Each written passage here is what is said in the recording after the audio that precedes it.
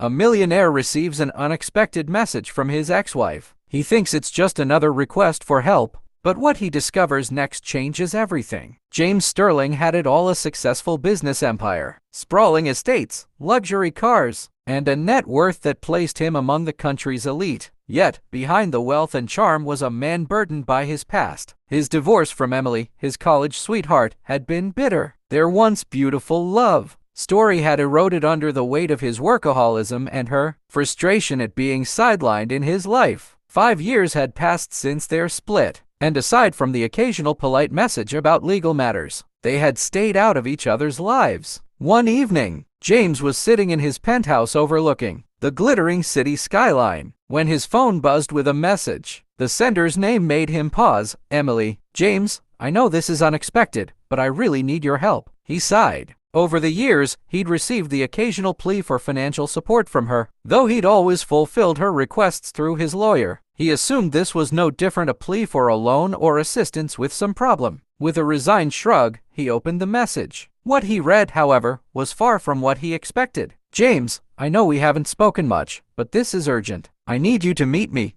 please. It's about Claire." Claire, the name hit him like a thunderbolt. He hadn't thought about their daughter in years. Claire had been only 2 years old when James and Emily divorced. At the time, Emily had gained full custody, and James, overwhelmed with work and guilt, had quietly allowed himself to fade from his daughter's life. Occasionally, he sent gifts and money, but over time, he convinced himself that staying away was better for Claire. His fingers hovered over his phone screen, conflicted. Was this some elaborate ploy to drag him into a messy situation? Or was Emily genuinely reaching out for something important? Against his better judgment, James replied, "Emily, what's going on? Is Claire okay?" The response came almost immediately. "She's sick, James. I don't know how much longer she has. She needs you." The words froze him. Sick? His daughter? Guilt flooded him. How could he not have known? But before he could dwell on it, Emily sent an address and asked him to come the next day. A long overdue reunion. The next morning, James drove to the modest suburban house Emily had moved into after their divorce. It was a far cry from the luxurious life she once shared with him, but it radiated warmth and simplicity. Emily greeted him at the door, her face lined with worry. Despite the years, she still carried the same grace,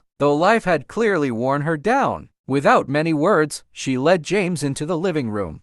On the couch sat a little girl, no older than 7, clutching a worn teddy bear. Her face was pale, her hair thin and patchy, but her eyes sparkled with a mix of curiosity and sadness. "Claire," Emily said gently, kneeling beside her daughter. "This is your dad." James's breath caught in his throat. His daughter, the child he had spent years avoiding out of shame and selfishness, was sitting before him. Claire looked up at him with cautious eyes, unsure what to make of the man standing before her. "Hi," James managed, his voice trembling. Claire gave a small smile. "Hi." Emily explained that Claire had been diagnosed with leukemia a year ago, while she had been undergoing treatment. The financial strain and emotional toll had been overwhelming. Emily had tried to manage it on her own, not wanting to ask James for help. But as Claire's condition worsened, she realized she had no choice. "You have the resources to give her the best care possible, James," Emily said, tears brimming in her eyes. "I wouldn't have reached out if it weren't for her." James felt an ache deep in his chest. How had he allowed himself to become so distant from his own child? He knelt down in front of Claire, his voice soft. "I'm so sorry, Claire. I should have been here for you sooner." Claire tilted her head. "Are you going to stay now?" The innocence in her question shattered him. "Yes," he said firmly. "I'm not going anywhere." Redemption and new beginnings. From that moment on, James threw himself into helping Claire. He used his wealth and connections to secure the best medical treatments, hiring specialists and ensuring she had every chance to fight the illness. But it wasn't just about the money. James spent every possible moment with Claire. He read her stories, watched cartoons with her, and brought her to his office, where she delighted in spinning around in his executive chair. Slowly but surely, the wall of unfamiliarity between father and daughter began to crumble. Emily watched all of this with cautious optimism. Seeing James transform from an absentee father into a devoted dad reminded her of the man she had once fallen in love with. As weeks turned into months, Claire's health began to improve. Her hair started to grow back, and her laughter filled the house once more. One evening, as James tucked Claire into bed, she looked up at him and asked, "Do you think you and Mommy will ever be friends again?" James hesitated, then kissed her forehead. "I think we already are." Emily, who had been standing in the doorway, gave James a small, grateful smile. The future they almost lost. Claire eventually went into remission, and the experience changed James forever. He stepped back from his business empire, prioritizing his family over his work. He and Emily never officially got back together, but they became close friends, co-parenting Claire with mutual respect and love.